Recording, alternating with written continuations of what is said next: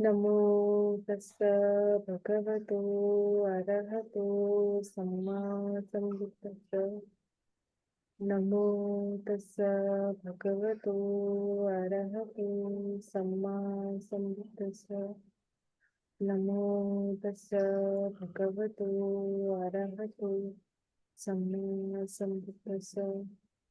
Buddham dhammam sangham namassami.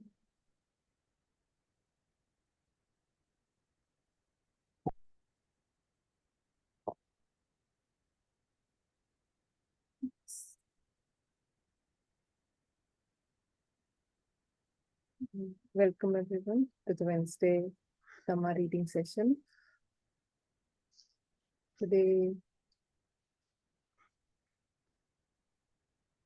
we are going to read Sutta number 87 from Majjhima Nikaya. The Sutta Pali name is Piyajātikasutta, which means born from the love.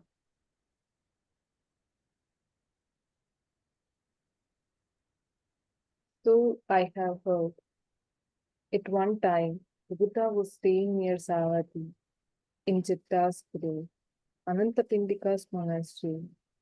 Now, at that time, a certain householder's dear and beloved only child passed away.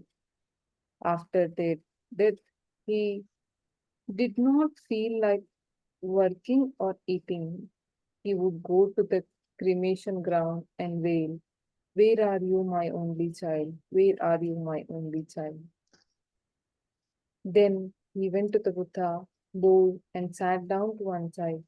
The Buddha said to him, "Your faculties, householder, are those of one who is unstable in their own mind.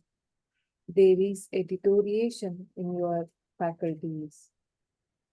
And how, sir, could there be no deterioration of my faculties? For my dear and beloved only child has passed away. Since their death, I haven't felt like working or eating. I go to the cremation ground and wail, 'Where are you, my only child? Where are you, my only child?'" So here we can see the Buddha was staying at Savatthi in Chitta's grove with Anantapindika's monastery, and a householder, a certain householder, had came to him, and his only child has passed away, and he's lamenting over his child's death, and he's not interested in eating or working because of his death. He's having sorrow, lamentation now, and he went to the Buddha and he's asking Buddha. Now he's looking at him. Buddha said, "Your faculties, you don't seem like you are having a stable mind. Seems like you are going through something." Yeah, Buddha asked. Then he said, "Yes, of course. Why don't my features get deteriorated? Because this is what I'm going through," he said. Now we can see what the Buddha is saying. That's so true, householder. That's so true, householder. For our loved ones are a source of sorrow, lamentation, pain, sadness, and distress. Sir, who on earth could ever think such a thing? For our beloved ones are a source of joy and happiness. Disagreeing with the Buddha's statement, rejecting it, he got up from his seat and left. So we can see clearly that when the Buddha is saying something and he's not accepting, and he just looked up and he left. So when he's sad, when he's having some pain, Buddha is saying, yes, the pain will be, the sorrow will be there when you are attached to someone, when you are loved to someone and they pass away. Definitely, that is the source of our sorrow. That is the pain when they pass away, when you hold on to them. we we taking them personally, maybe taking them to be permanent and being there for us all the time. All these things causes more suffering. And he is thinking that, oh, beloved from our beloved ones, they are the source of our joy. They are source of our happiness. And he is disagreeing with Buddha's statement. And now he goes to the gamblers who are outside, and we'll see what happens. Now, at that time, several gamblers were playing dice not far from the Buddha. That householder approached them and told them what had happened. That's so true, householder. That's so true, householder. For our beloved ones are a source of joy and happiness. Thinking the gambler's eye and I are in agreement, the householder left. So here we can see when he has went to the gamblers and said whatever discussion happened with the Buddha, he is thinking that whatever they said, that yes, it's true that our loved ones are the source of joy and happiness. And he being having the same kind of view when they accepted, he's thinking that because we both are on the same point, we both agree on the same points, we both have same views. He's thinking his view is right. And whatever this discussion happened, eventually this topic of discussion reached the royal compound. So there, the queen and king, having heard this discussion, we'll see what is going to happen next. Eventually, that topic of discussion reached the royal compound. Then King Pasinidhi addressed Queen Malika.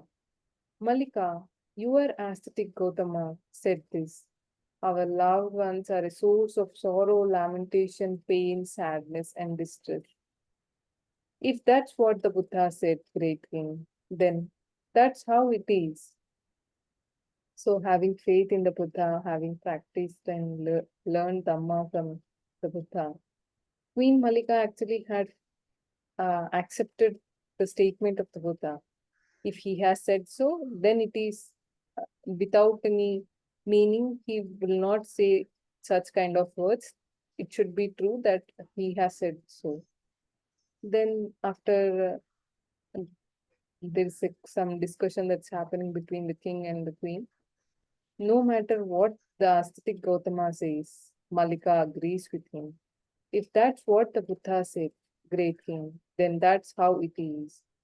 You are just like a pupil who agrees with everything their tutor says. Go away, Malika, get out of here. Then Queen Malika addressed the Brahmin Nilanjanga. Please, Brahmin, go to the Buddha and in my name, bow with your head at his feet. Ask him if he is healthy and well, nimble, strong, and living comfortably. And then say, Sir, did the Buddha make this statement? Our loved ones are a source of sorrow, lamentation, pain, sadness, and distress. Remember well how the Buddha answers and tell it to me. For realized ones, say nothing that is not so. So, because of agreement of, because Queen Malika has agreed with whatever the Buddha has said, now Pasinidhi is not happy with that statement. And then he says, like a pupil, like a disciple, whatever he says, you are accepting, you are not examining it for yourself. He has addressed in such a way. So Queen sends a Brahmin to go to the Buddha and ask this question. Did you say so? And definitely the realized one will not say anything that is not true. Whatever he says, he speaks in truth. So whatever he is going to speak to you, uh, remember it and come back and uh, repeat the same to me.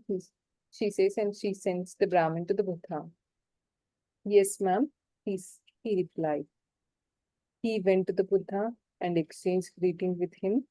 When the greetings and polite conversations were over, he sat to one side and said to the Buddha, Master Gautama, Queen Malika bows with her head to your feet. She asked if you are healthy and well, nimble, strong, and living comfortably. And she asked whether the Buddha made this statement: our loved ones are a source of sorrow, lamentation, pain, sadness, and distress.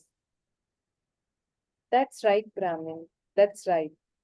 For our loved ones are a source of sorrow, lamentation, pain, sadness, and distress. And here is a way to understand how our loved ones are a source of sorrow, lamentation, pain, sadness, and distress. Once upon a time, right here in Savatthi, a certain woman's mother passed away, and because of that, she went mad and lost her mind. She went from street to street and from square to square, saying, has anyone seen my mother? Has anyone seen my mother? So here we can see when the Brahmin went to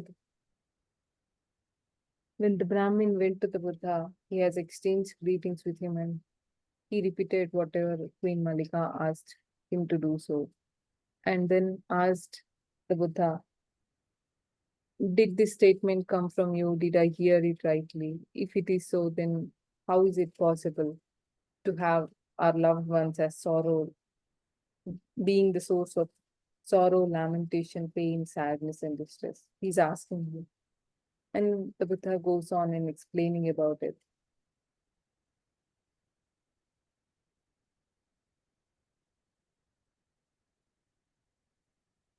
And here you can see he is explaining once upon a time there was a woman whose mother has passed away, and she went mad and lost her mind. And she went from street to street, from square to square, saying, has anyone seen my mother? Asking that she has lost her mind. That means she is not awake. She has lost mindfulness because of pain, because of sorrow. Nanda madam, would you like to read from here? Okay. And here's another way to understand how our loved ones are a source of sorrow, lamentation, pain, sadness, and distress. Once upon a time, right here in Savatthis, a certain woman's father, brother, sister, son, daughter, husband passed away. And because of that, she went mad and lost her mind. She went from street to street and from square to square saying, has anyone seen my husband? Has anyone seen my husband? And here's another way to understand how our loved ones are a source of sorrow, lamentation, pain, sadness, and distress. Once upon a time, right here in Savatthis, certain man's mother, father, brother, sister, son, daughter, wife passed away, and became of that he went mad and lost his mind. He went from street to street and from square to square saying, has anyone seen my wife? Has anyone seen my wife? And here's another way to understand how our loved ones are a source of sorrow, lamentation, pain, sadness, and distress. Once upon a time, right here in Savatthis, a certain woman went to live with her relative's family. But her relatives wanted to divorce her from her husband and gave her to another who she didn't want. So she told her husband about this. but he cut her in two and disemboweled himself, thinking, "We shall be together after death." That's another way to understand how our loved ones are a source of sorrow, lamentation, pain, sadness, and distress. Then Nalijanga, the Brahmin, having approved and agreed with what the Buddha said, got up from his seat, went to Queen Mallika, and told her of all they had discussed. Then Queen Mallika approached King Pasanadi and said to him, "What do you think, great king? Do you love Princess Vajiri?" "Indeed I do, Mallika."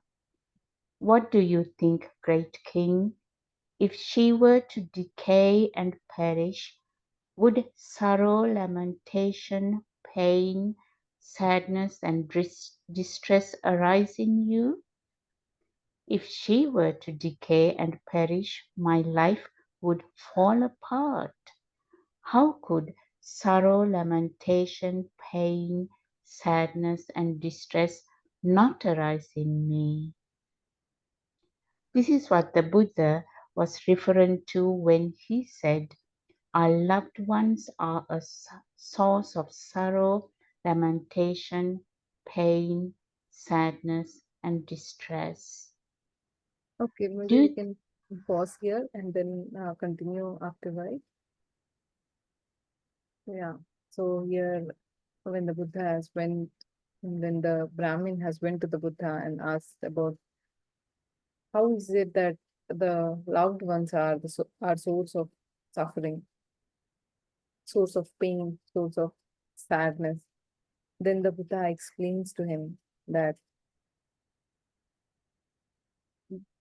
once upon a time, uh, right there when in the Savatthi, there was a certain woman whose mother passed away.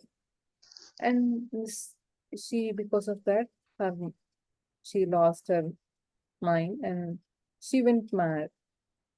And from wherever she goes, she used to ask, "Has anyone seen my mother?"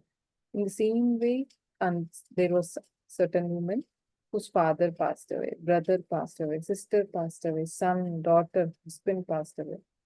And then because of that, that woman went mad and lost her mind. She went from street to street and asking everyone, "Has anyone seen them?" And there is another way of understanding this, the same way. There is a man and their mother, father, brother, sister, son, daughter, wife passed away. So when we are related to so many people in our family, definitely we are going to experience this soon or later. As a human being, having born, we have to die. And in so many ways, we take every relationship as being granted and being permanent. You have supported offer whole of your life and taking their personality to be permanent and taking them personally, being attached to them. All these things, when we take personally, when we attach them and take them to be permanent, we cause ourselves more pain when they are no more. And because of this pain, we suffer. And then the source of our pain, source of our lamentation, sadness, distress is our own beloved ones. So when we are attaching to them, we are creating this suffering. So in the same way, here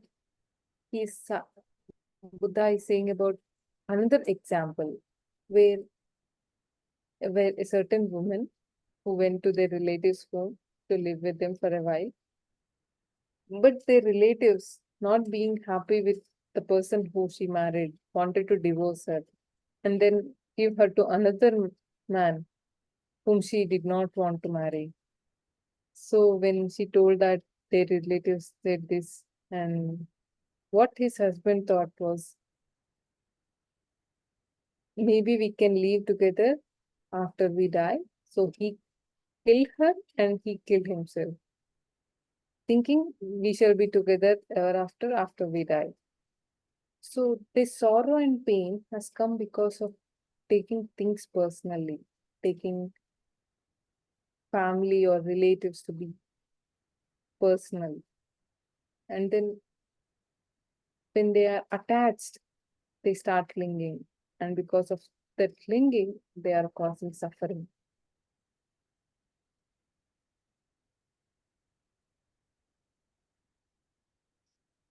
And then when the Brahmin has heard the Buddha's discourse, he accepted whatever Buddha has said and he agreed whatever Buddha has said.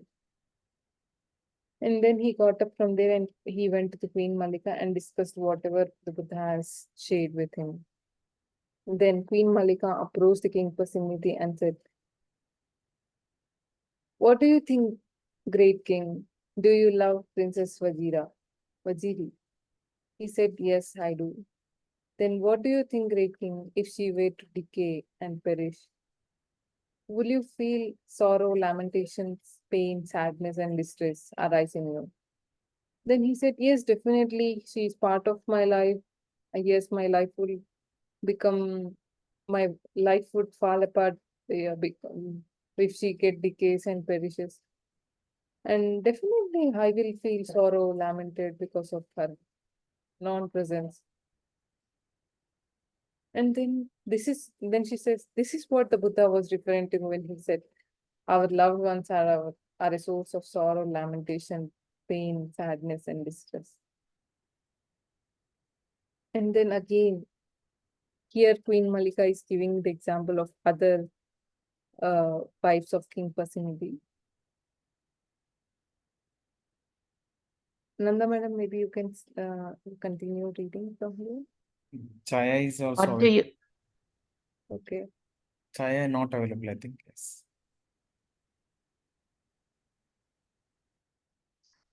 what do you think, great king? Do you love Lady Vasabha? Do you love your son, General Vidubaha? Do you love me? Indeed, I do love you, Malika. What do you think, great king? If I were to decay and perish, would sorrow, lamentation, pain, sadness, and distress arise in you? If you were to decay and perish, my life would fall apart. How could sorrow, lamentation, pain, sadness, and distress not arise in me? This is what the Buddha was referring to when he said, our loved ones are a source of sorrow, lamentation, pain, sadness, and distress. What do you think, great king? Do you love the realms of Kasi and Kosala? Indeed, I do, Malika. It is due to the bounty of Kasi and Kosala that we use sandalwood imported from Kasi and wear garlands, fragrances, and makeup. What do you think, great king? If these realms were to decay and perish, would sorrow, lamentation, pain, sadness, and distress arise in you? If they were to decay and perish, my life would fall apart. How could sorrow, lamentation, pain, sadness, and distress not arise in me? This is what the Buddha was referring to when he said, our loved ones are a source of sorrow, lamentation, pain, sadness, and distress. It is incredible, Malika. It is amazing how far the Buddha sees with penetrating wisdom. It seems to me, come, Malika, rinse my hands. Then King Pasenadi got up from his seat, arranged his robe over one shoulder, raised his joined palms toward the Buddha, and expressed his heartfelt sentiment 3 times. Homage to the Blessed One, the Perfect One, the fully awakened Buddha. Homage to the Blessed One, the Perfect One, the fully awakened Buddha. Homage to the Blessed One, the Perfect One, the fully awakened Buddha. Great. Thank you, Nanda madam. Actually, we can see here Queen Malika is asking whatever that is dear to the king, and will he feel sorrow, lamentation, pain, and sadness if that that which is loved to him falls apart, or if that thing or that person gets decayed, then how do you feel? He said he's going to feel sorrow, lamentation, pain, and sadness. And she's asking about another wife, which is first she asked about Princess Vajira, then she asked about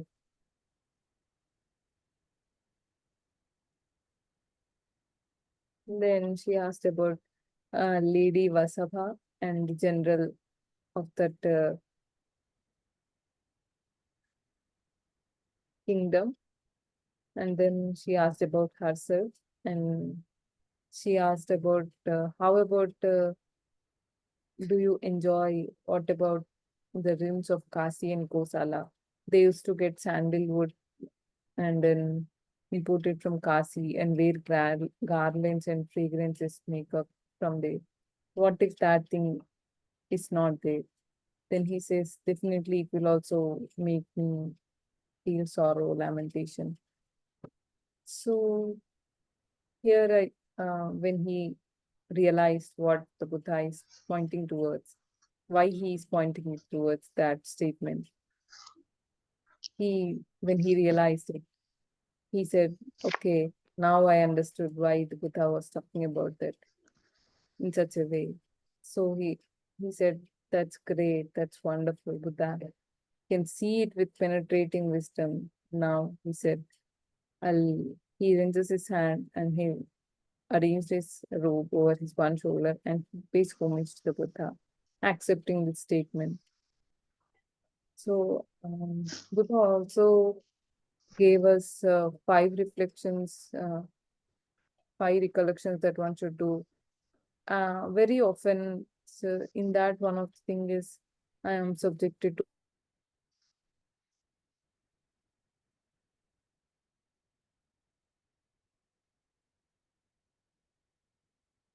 liable to me. And the 5th one is, I am the owner of my karma, the heir of my karma. I have karma as my origin, karma as my relative, karma as my resort.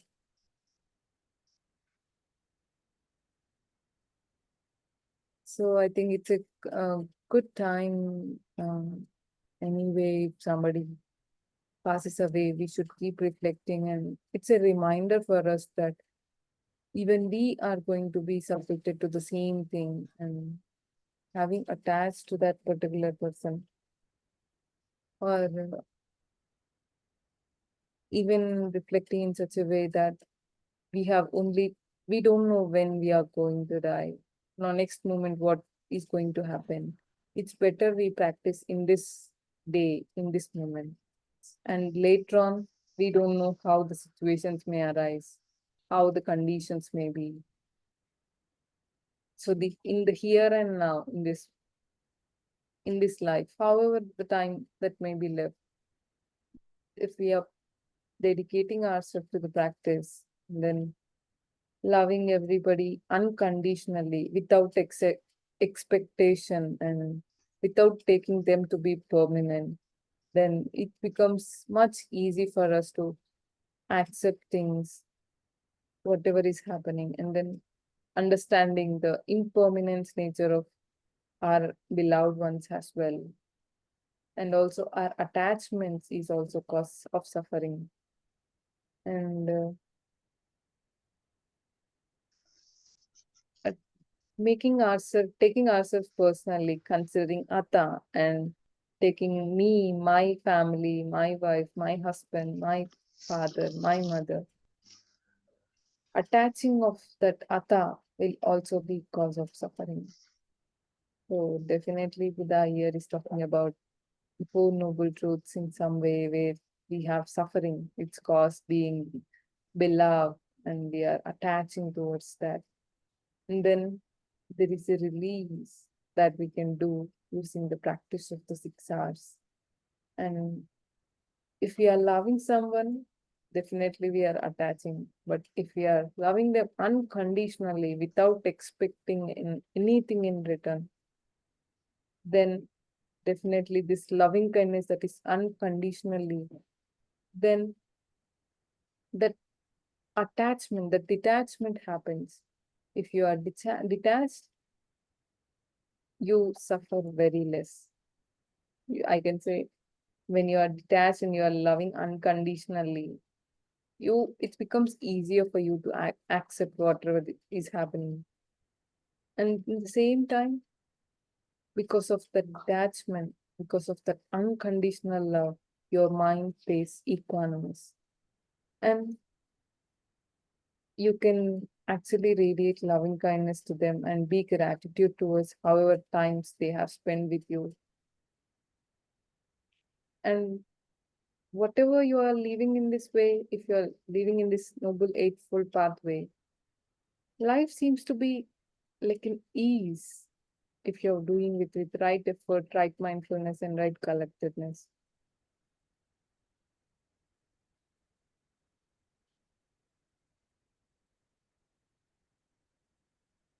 I think I'll stop the screen sharing here. Would anybody like to reflect on this topic?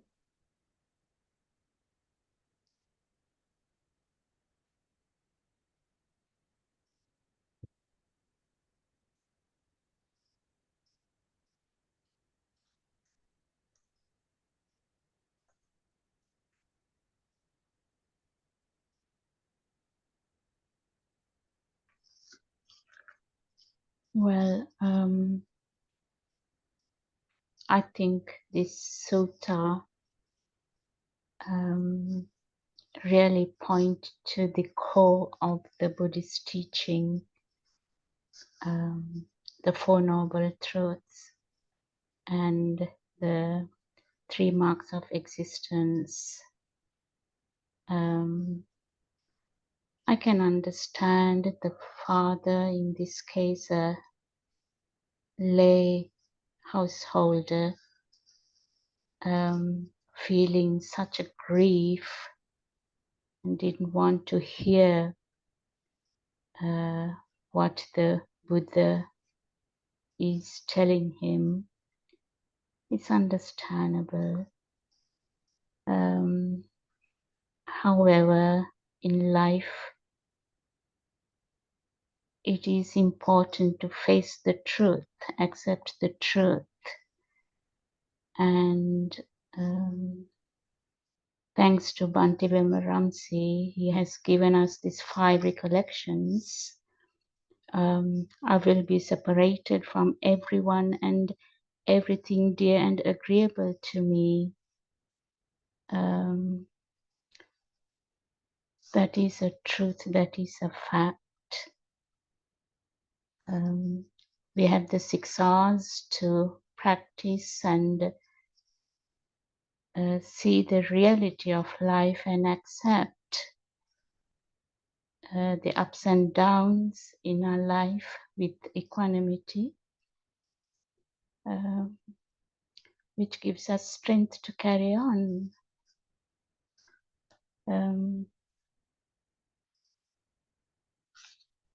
As you rightly said, craving and clinging and attachment is the problem, and if we have to learn to love everybody, including our families, unconditionally. And thanks to Bhante Ramsi has introduced the unconditional loving kindness that actually transforms the human mind and transcends the human mind and give the strength to be in the path and carry on with the even mind and accept the reality and see the reality for what it is. Thank you, Sindhu. Thank you so much, Madam. Great reflection. Hearing your words and feels so nice. And the understanding of the Dhamma keeps deepening when we read and practice it in our daily life. And it's wonderful that the Buddha's teaching is practical and applicable in any kind of situation. I feel like the Noble Eightfold Path is the formula in however difficult situation you are. Just take it, and if you're applying it, you will find the cause. Maybe it's the view you are looking at the problem is the mistake, or the way you are living your life, or the precepts, or the way you are speaking. And it's like a magic formula that can be applied. Yeah, thank you, Nandini. Chaya ji, Chaya, do you want to say something? I saw you unmuted yourself. Oh, she left. Paul and Gopinath, sir, do you want to say something? Say, how do you have any reflection?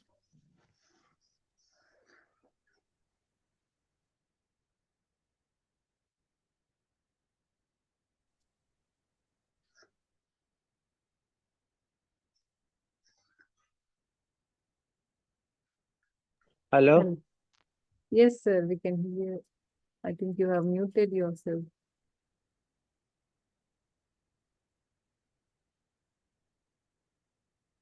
Hello, Chaya. Oh,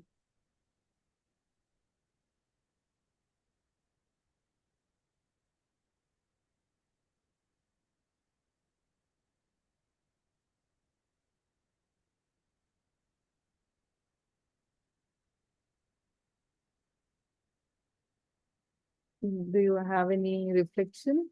Do you want to share something? Chaya, are you there?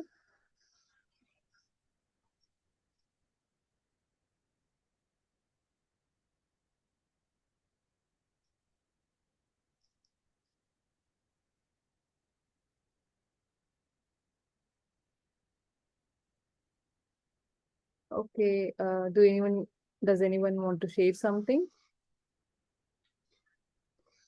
If not, maybe we can share the merits.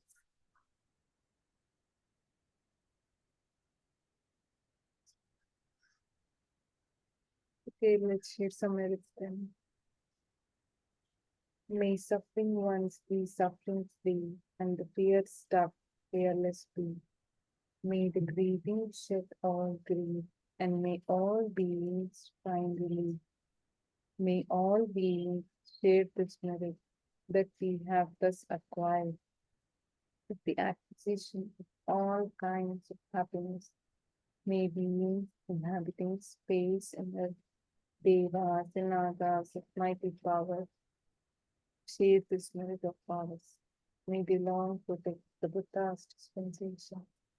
Sa, sa, sa.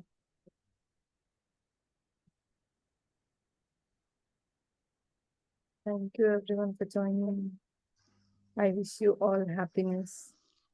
And may you keep smiling and be happy. Thank you, Sindhu. Thanking you all. Wishing all happiness. Thank you.